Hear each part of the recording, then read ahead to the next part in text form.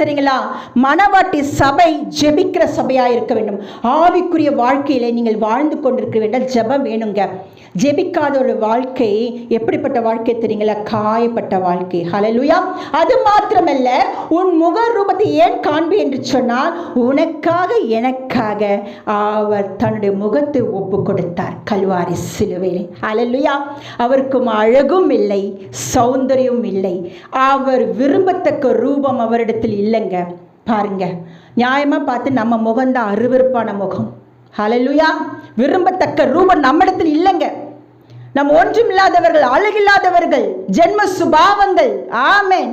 ஆனால் கர்த்தர் என்ன பண்ண தர, என் பிள்ளைங்க, என்னுடைய சாய் என் பிள்ளைக்கு வேணும்னு சொல்லி நமக்கு அவருடைய சாயலை கொடுத்து விட்டு இந்த மண்ணான மகிமையற்ற இந்த சாவுக்கு ஏதுவான சரீரத்தை அவர் சிலுவையிலே சுமந்தார்.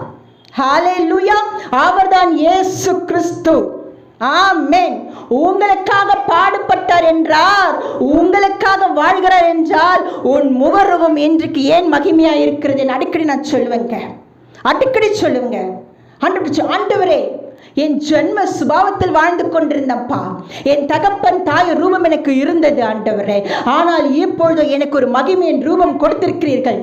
என் வீட்டார்கள் சாட்சிடுவார்கள், நீ ஏன் பொண்ணு இல்லை, ஏன் இப்படி பேசுகிறாய், எங்களோட நீ ஏன் இப்படி நீ என்னோட வாழ்ந்து கொண்டிருக்கிறமா? இல்லை, நீ இந்த அதிகாரம் உனக்கு யார் கொடுத்தது? எங்கள் வீட்டில் இருக்க கேட்பார்கள்.